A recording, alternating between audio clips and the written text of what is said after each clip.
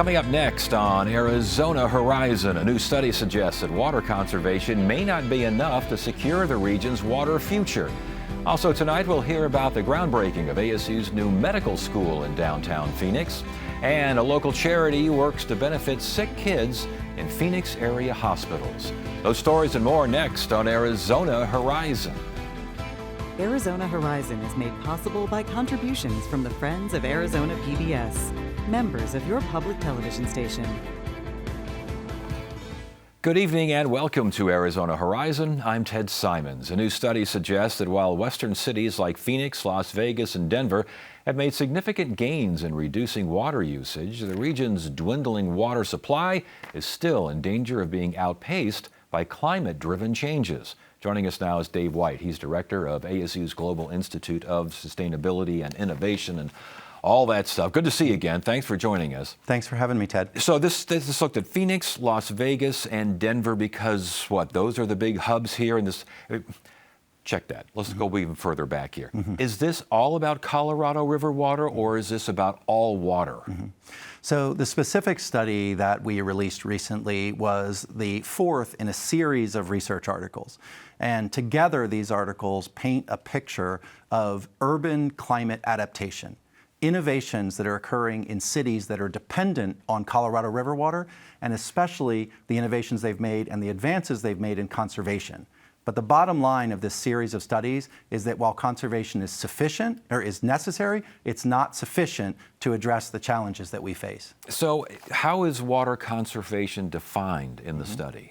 Well, in this study, we looked at a variety of different conservation activities that may include programs like reducing water use at home through water-efficient fixtures like water-efficient washing machines or dishwashers, changes in outdoor residential water use like replacing turf grass with desert-adapted or xeriscaping, and larger-scale water conservation programs that are implemented by agricultural irrigation districts or cities. And so we're looking at the full range of conservation activities, and specifically, we were studying how residents' attitudes towards conservation may change over time, and how if we increase their participation in conservation activities, we can increase the overall impact. Increase the overall impact, but still not enough? What do you think? Exactly. So one thing we want to make clear, my co-author Renee Obringer, who is a professor at Penn State University, and we want to make clear that we need to continue our efforts in water conservation. But the research shows that these gains that we're making in making our lives more efficient, these gains are being outmatched by changes that are being induced by climate and long-term drought. And again, not enough to secure the region's water future. How is the region's water future for this study defined? Well, what we're looking at specifically in this collection of studies and the broader package of work that we conduct at the university is we're looking at water across municipal, industrial, agricultural, and environmental uses. So we're looking at a secure and resilient water future for all of the different uses that support our communities and help society to thrive in this region. And so when we're talking about water security, we mean water security across all domains to support everything from new housing developments, to new semiconductor fabrications, to the food and fiber that we all need, to water coursing through our rivers and streams. Is that part of the policy shift that you're saying needs to happen? One of the things that we are focused on is helping policy to innovate faster, to help our policy system to change at the same speed that we're seeing the environment change. Because right now, we're not moving quickly enough to adapt to the changing conditions that we see. Okay, let's talk about some major policy ideas, plans, thoughts that we've heard kind of bandied about. Wastewater reuse. This is actually going on in a lot of places. Wastewater reuse. I mean, how much is it happening right now? Is it helping? Well, what we call advanced water purification is a proven technology that's used around the world and including in the United States. In central Arizona, we are in the process of developing new advanced water purification led by the City of Phoenix, with investment from not only residents of the City of Phoenix, but federal dollars coming in. And through those processes, we're going to bring online over the next several years enough generation, enough capacity to produce 15 to 30 million gallons of water a day by recycling and reusing water that can be delivered directly back to residents or mixed in and blended with other water supplies. So this is absolutely part of both a policy and a technology solution to create more efficiency and a more durable, drought-resistant supply. What about desalination? First of all, where would you get the water? Secondly, what would you do with the salt once you got the salt out of the water? And third, it seems like it's always so expensive. So you've hit three of the main concerns with desalination, right? So first of all, the supply. This could occur either on the coast of California or on the coast of Mexico. There have been discussions and proposals to generate desalinated water in Mexico, for example, and then create a trade whereby Arizona takes part of Mexico's allocation of Colorado River water in exchange for Arizona or a collection of southwestern states funding the desalination for local use. So in that case, it's sort of a virtual water trade. Yeah. So there are a number of different options. At current market rates, desalinated water is quite expensive, it's energy intensive, and it's difficult and expensive to move. But one of the things that we're suggesting is that all of the options need to be on the table, and desalination, for example, is a solution that takes lots of capital investment and long lead times. So if we think we need it 20 years from now, we have to start right now. Interesting. Agricultural reform, I think you referred to that earlier. Part of a policy shift that needs to happen? Absolutely, and really want to applaud the farmers in Arizona. The producers in the state have done remarkable things with increasing their water use efficiency to grow more food and fiber with less water through techniques like laser leveling fields, with drip irrigation systems, using drone technology for precision-based agriculture. So lots that's going on within the agricultural community, but where we need to focus there on is the type of crop that we're growing and the amount of water needed for those crops. Okay, all of these things are there because of drought outpacing conservation efforts. We're supposed to get a super El Nino coming in here this winter, which could mean massive rainfall and could mean a replenishing of supplies. I mean, what does that do to this, if that happens, what does that do to this effort? Well, while we certainly always welcome additional local supplies in the terms of increased precipitation, we have to remind our viewers that we're in the midst of a 25-year-long mega drought that has been accelerated in the last couple of decades by the intensification of climate change. So we always want to welcome additional precipitation, but we want to avoid the so-called pray for rain strategy. Well, I was going to ask last, and real briefly here because we're running out of time, the idea of drought relief in the Southwest, possible but not likely. Not likely. A few years ago, I chaired the Southwest region for the U.S. National Climate Assessment. The climate assessment, which unfortunately has been taken offline by the current administration, clearly indicated that we should expect to see higher temperatures, more variable and less precipitation, and greater water scarcity risks in this region in the future. And so we need to be clear-eyed about what we're facing, but then develop as many solutions across every different innovative field that we can to ensure a thriving society and economy in this area. All right, Dave White, ASU Global Institute of Sustainability and Innovation. It's good to have you here. Thanks for having me, Ted. The Daughters of the American Revolution are descendants of those ancestors who fought for American independence. Now, when I say we have proven that lineage back to the American Revolution, we do that with genealogy from a person of today to that person who fought for the American Revolution. In the 1900s, it's easy because we use birth certificates and death certificates. In the 1800s, it gets more difficult using wills, Bible records, and other documents to trace our family trees to the American Revolution. The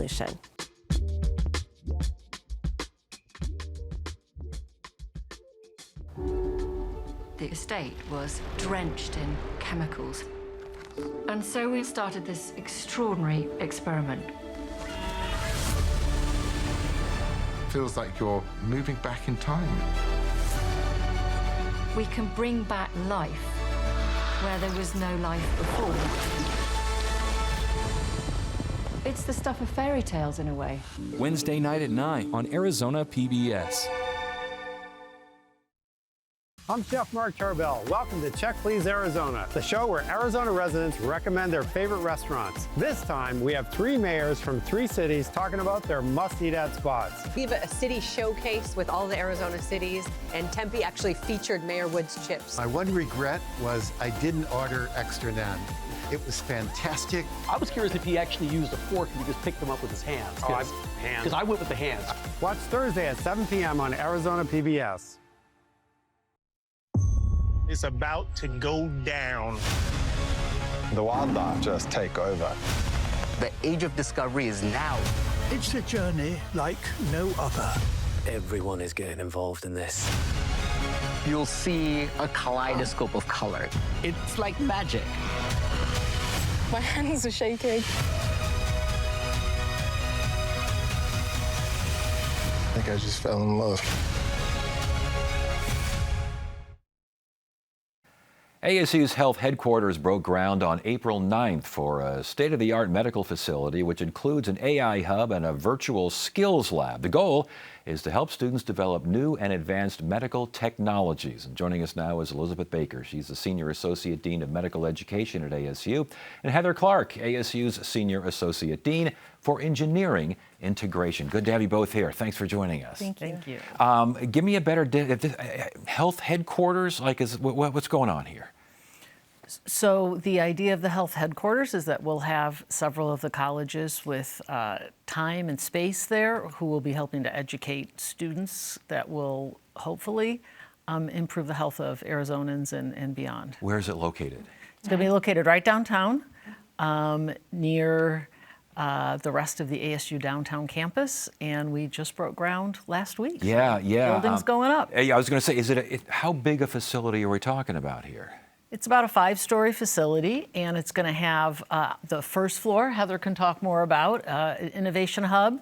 The next 2 floors will have student-centered areas and a very big simulation lab to help our students with simulations, and the top floor will have the administrative and other staff of the medical school. Indeed, and Heather, lots of it deals with technology, lots of it deals with engineering. Talk to us about that. And I keep hearing this physician engineers, the idea is to develop, what is a physician engineer? Yeah, so our students will graduate in 4 years with both an MD and an MS in medical engineering. The MS in medical engineering has 2 phases. The first one is in the classroom phase, and the engineering degree will use AI and how data is generated in order to reinforce the medical education. And then in the second half, this is where they really have fun, and it's the innovation phase, and they use team projects and work with industry to really look at what the next frontier is in digital healthcare. So let's say you're looking for the next frontier in a certain type of cancer. What, the students would be allowed to work with AI and just kind of go from there and just see what you come up with? So our teams will be guided and mentored with a clinical team, a clinical mentor, an engineering mentor, and an industry mentor. And we'll really be working with industry to identify what are the real problems. Yeah. And then our students will be using their creativity to find solutions. That's fantastic. Elizabeth, as far as, this physician engineer thing, I'm trying to find, this is a new concept, isn't it?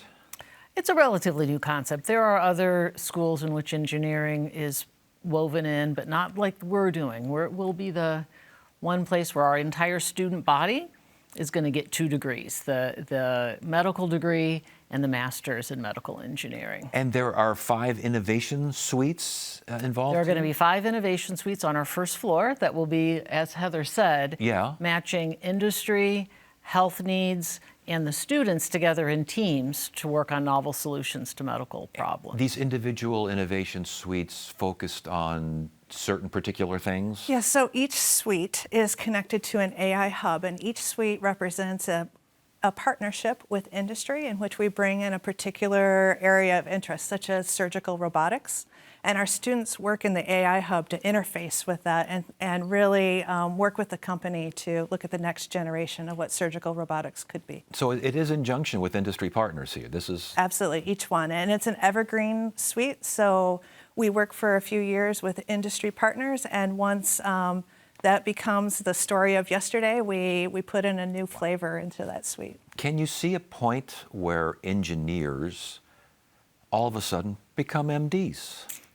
These are engineers that will have MDs. They're going to have both degrees. So the idea here, I'm a primary care physician, yes, is for us to create physicians who are able to think beyond the individual patient. I think historically speaking, medical education has been great at the individual level, not as great at the systems level, thinking about how do you actually think utilizing the technology that we have now that we've never had before to help our physicians to think systematically about how to make medicine better, how to create solutions that we can now have that we haven't had the ability in the past to solve because of the technology that we have available to us. And the technology that's available right now it'll be yesterday's news yesterday. I mean, how do you keep up with that? It's changing so quickly. Just from the 2 years that we've been developing the curriculum, AI has changed entirely. We're going back to the drawing board and thinking about how to teach our students in this new landscape. And so really our goal is to have our students embrace AI as a tool that they will be able to develop with as their careers progress. Can AI also be a tool in freeing up medical folks for doing the kind of stuff that they used to get bogged down with in the past? Absolutely. So this is a tool that they should be using so that they have more time with the patient. And I think Beth could speak to the humanities component in please. Yes. So another part of our curriculum, in addition to the engineering and medicine, we're teaching our students how to be medical doctors, is we're interweaving the medical humanities into what we do. I think one of the concerns we all have is that AI may somehow take the place of the human part of what's going on, and that human interaction between the physician and the patient is so important. And doing the right thing. We all know that AI is not a human, it's artificial, and we want to make sure our students are thinking about how to utilize this technology in a way for good, for the good of people and for the good of their patients. It's not a human yet. I mean, goodness gracious, they're getting close. It's starting to think and starting to do all sorts of stuff. Not quite yet. Not quite yet. All right, expected to open when? Well, the medical school itself, we've already accepted a class of students and we'll be starting late July, early August. We're going to be located on the downtown campus for the first couple of years, and then 2028, the new building should be opening. All right, very good. Again, Elizabeth Baker and Heather Clark, congratulations on this. It sounds exciting, and it sounds like the dirt's moving, maybe even as we speak. I even have a shovel. Do you? Good for you. Good to have you both here. It's great to be here.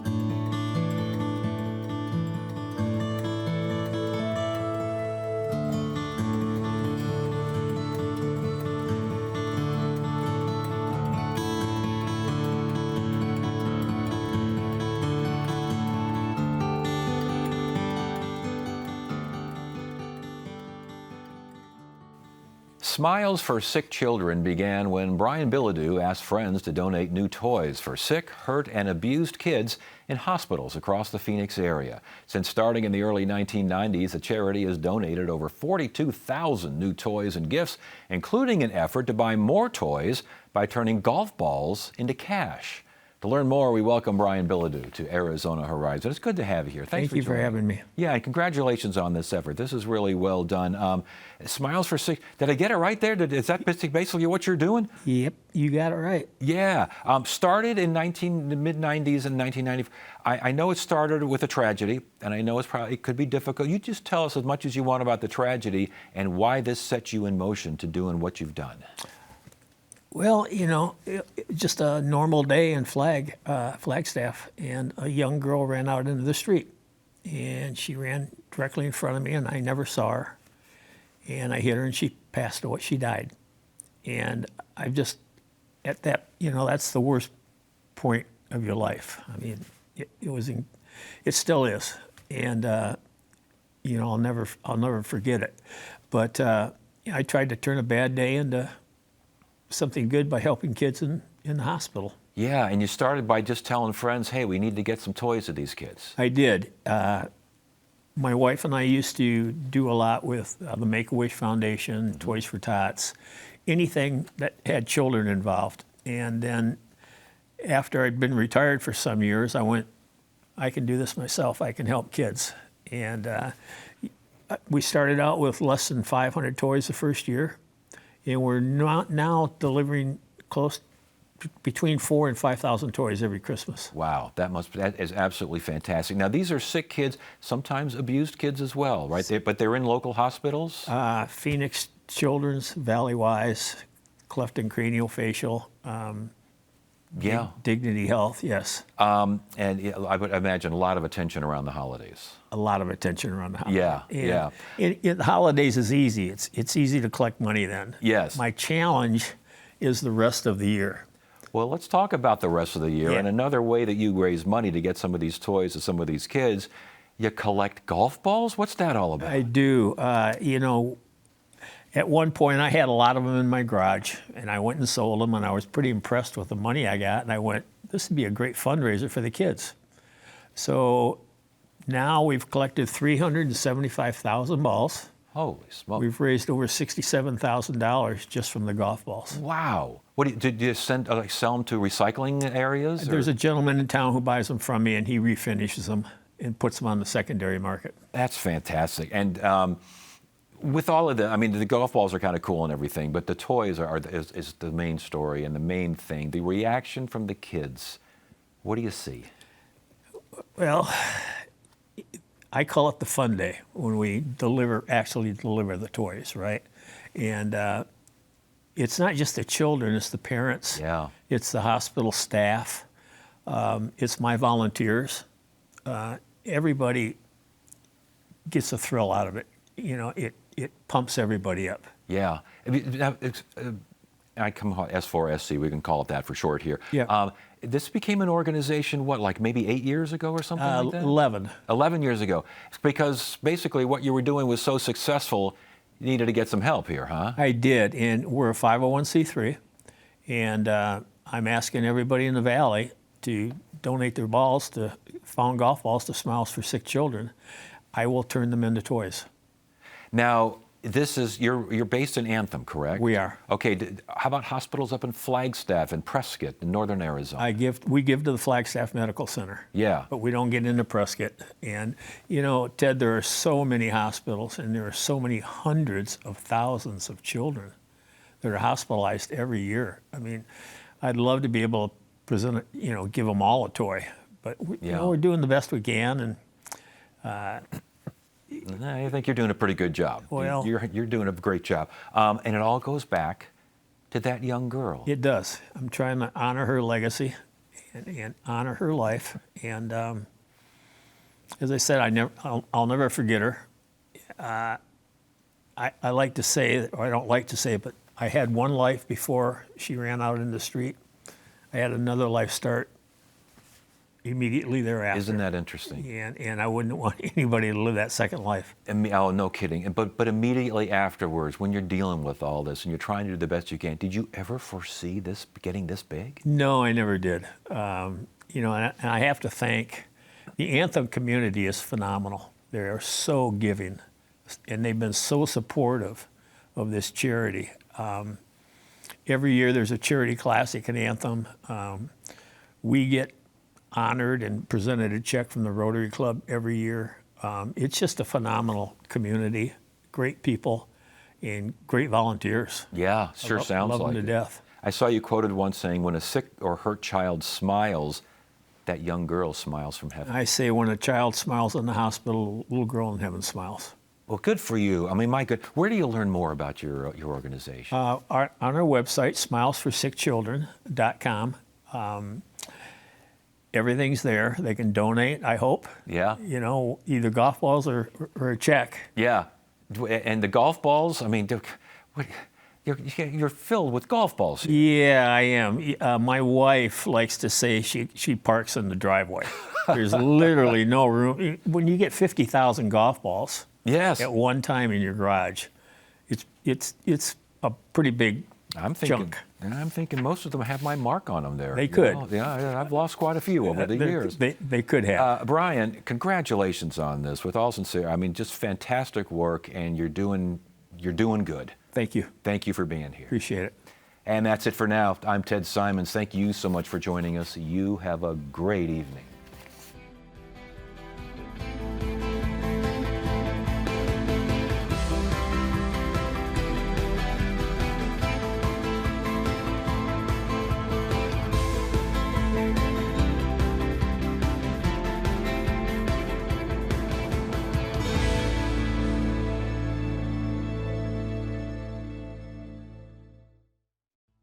I like to think that at Arizona Horizon we are unique in the way that we present information, public policy, sometimes news, these sorts of things, because we have conversations, and I don't want conversations that